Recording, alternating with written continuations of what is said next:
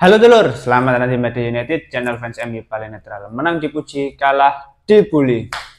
Di video kali ini kita enaknya mau bahas apa ya teman-teman? Sudah tanggal 7 dan Bryan Mbeumo masih belum deal. Ini ya ampun, katanya Manchester United ingin segera menyelesaikan kesepakatan sebelum latihan menjelang pramusim dimulai, dan latihan akan dimulai pada tanggal 7 dan sekarang sudah tanggal 7 tapi Bryan Mbeumo masih tak kunjung selesai proses negosiasinya. Gyökeres sudah ke Arsenal dan beberapa pemain lain, bahkan klub lain sudah mulai mendatangkan pemain-pemain baru. Sedangkan Manchester United masih stuck di sini terus. Aduh. Kalau kayak gini situasinya ya agak pesimis ya. Musim depan Manchester United bisa survive lebih baik lagi. Dan kalau aku lihat ya, kesepakatan Mbeumo ini kan hanya tinggal selisih masalah harga ya. Mungkin 3-5 juta saja. Tapi selisih yang bisa dibilang kecil itu benar-benar diperhitungkan oleh Ineos gitu loh. Makanya proses negosiasinya masih belum kelar-kelar sampai sekarang. Tapi di lain situasi Bryan Mbeumo yang masih belum selesai sampai saat ini, tetap ada berita-berita lain yang menarik untuk kita bahas bersama. Langsung aja kita masuk ke berita yang pertama. Manchester United telah mengajukan pertanyaan tentang Douglas Luiz. United telah bernegosiasi dengan pemain tersebut dalam beberapa bulan terakhir dan kini telah memperbarui minat mereka untuk mengontraknya. Kalau kita membicarakan Douglas Luiz, ini aku jadi teringat momen ketika dia membobol gawang Onana dan berjoget di depan Andre Onana. Ini waktu itu benar-benar menjengkelkan ya Douglas Luiz ini selebrasinya itu. Tapi untung Manchester United bisa comeback pada waktu itu. Tapi kalau kita bicara terkait ketertarikan Manchester United terhadap Douglas Luiz ini, menurutku sebuah hal yang wajar karena Manchester United tentu mempertimbangkan untuk backup dari Casemiro dan pengganti Eriksen di posisi lini tengah. Dan Douglas Luiz ini harusnya ya, dari awal kan kita sudah membahas kalau pemain ini bisa dijadikan sebagai opsi swap deal dengan Jadon Sancho. Tapi Jadon Sancho sampai saat ini proses negosiasinya masih belum selesai ya, dan sepertinya masih di tahap negosiasi perihal gaji. Nah, kalau misalkan mau di swap deal, ini akan jadi kesepakatan yang bagus karena sama-sama menguntungkan. Ya, Manchester United bisa menjual Jadon Sancho dan aku lihat Douglas Luiz di Juventus ini nggak terlalu bagus ya secara performa. Bahkan dari 27 pertandingan ya dia tidak memberikan kontribusi gol maupun assist selama satu musim. Dia justru lebih bagus ketika masih bersama Aston Villa. Jadi secara performa nggak terlalu bagus juga. Tapi pihak Juventus sebetulnya ya mempertimbangkan untuk tetap mempertahankan karena tentu lini tengah mereka masih belum stabil. Tapi di lain sisi Manchester United juga tidak bisa mengesampingkan bahwasanya lini tengah mereka butuh pembaruan. Maka dari itu Douglas Luiz ini kalau kita bicara performa, pengalaman tentu nggak perlu khawatir. Tinggal bagaimana proses negosiasi ini bisa segera berakhir kalau memang pihak manajemen tertarik untuk mendatangkan Douglas Luiz. Opsi swap deal itu sebenarnya nggak masalah dengan Jadon Sancho. Justru Manchester United yang lebih banyak memperoleh keuntungan ya. Melepas beban gaji Sancho yang tinggi tapi secara performa nihil, pemain toksik. Terus ada opsi swap deal, Manchester United bisa mendatangkan pemain lain untuk menambah lini serang. Selain itu kita juga tidak bisa mengharapkan Casemiro bisa tampil stabil selama musim berikutnya. Terus setelah keluarnya Eriksen tentu kedalaman squad sangat terbatas. Meskipun ada Kobbie Mainoo dan Toby Collier, tapi menurutku harus ada pemain lain yang lebih berpengalaman. Karena skema 3-4-3 itu kestabilan di lini tengah sangat-sangat berperan penting untuk memperoleh kemenangan. Berdasarkan proses negosiasi Bryan Mbeumo yang sangat lambat, ya negosiasi untuk Douglas Luiz ini kemungkinan juga akan lambat gitu loh. Jadi gimana ya? Ya kita semua harus lebih bersabar. Maksudku teman-teman lebih memilih era manajemen Ed Woodward pada waktu itu yang satset tapi overpriced, gaji nggak karu-karuan, selama dia memiliki reputasi yang bagus untuk penjualan jersey, menarik daya tarik penjualan jersey, pasti langsung didatangkan. Tapi di era sekarang ya selisih 3-5 juta itu benar-benar dipertimbangkan. Pemangkasan PHK besar-besaran sampai 250 karyawan itu kalau di total bisa menghemat uang sekian juta, yang mana itu setara dengan gaji tahunan Luxo.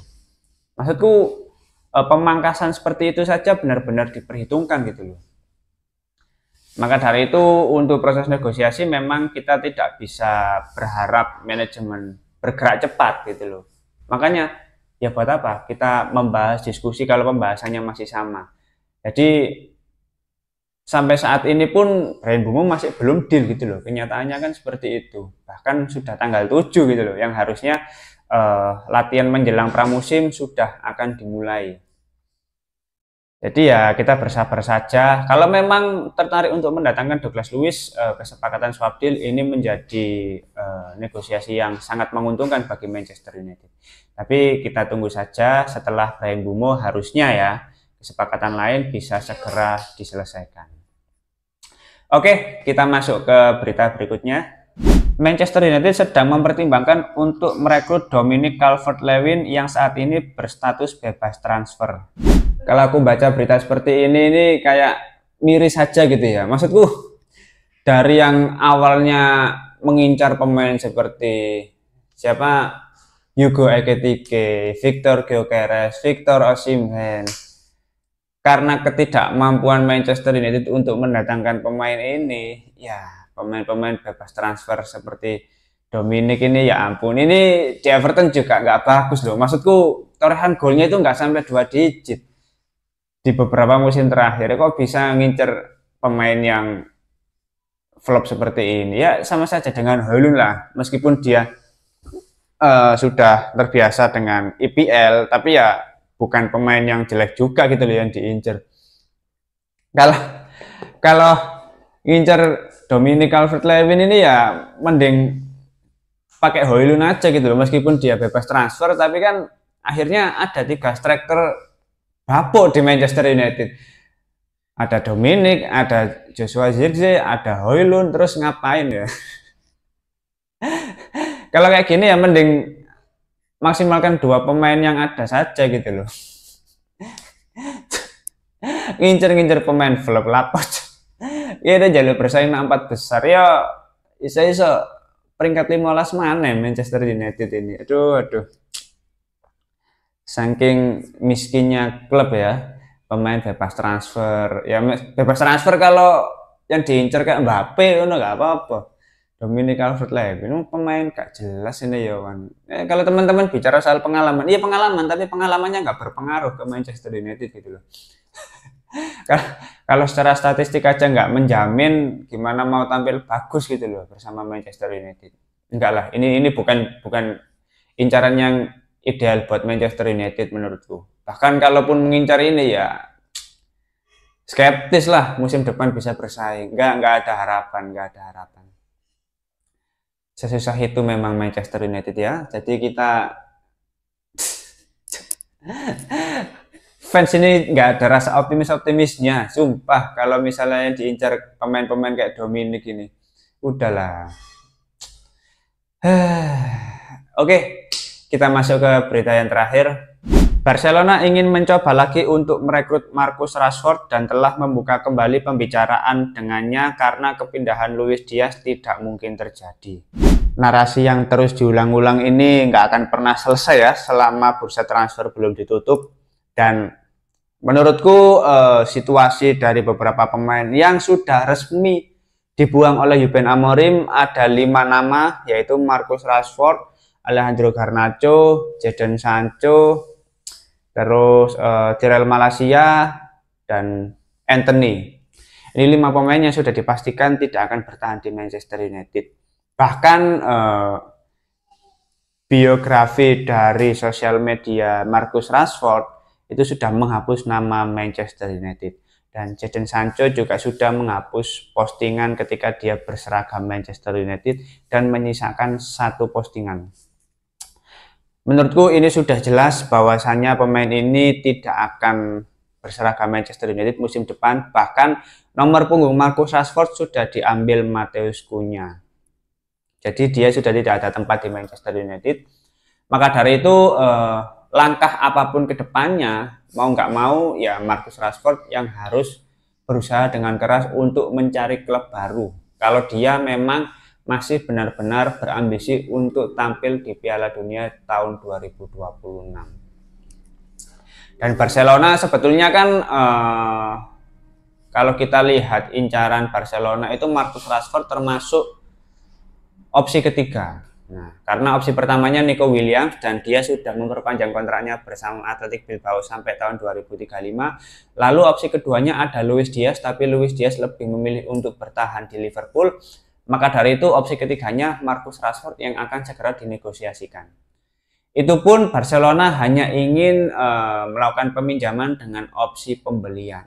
Sedangkan Manchester United udah di tahap muak ya dengan pemain-pemain ini ya. Jadi mau nggak mau harus dijual secara permanen gitu loh.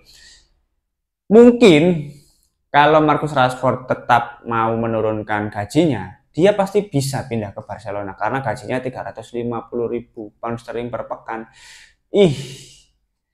Klub yang secara ekonomi masih kesulitan seperti Barcelona nggak akan mampu. Tapi kan dia memiliki prestasi yang cukup bagus di bawah kepelatihan Hansi Flick. Tentu Marcus Rashford memiliki peluang untuk tampil bagus di Barcelona kalau dia mau menurunkan gajinya. Oke, mungkin itu dulu beberapa berita terbaru dari Manchester United. Kalau teman-teman ada opini lain, langsung tulis saja di kolom komentar. Kita akan diskusi santai seperti biasa. Terima kasih sudah menonton video ini. Jangan lupa like, komen, dan subscribe. Salam.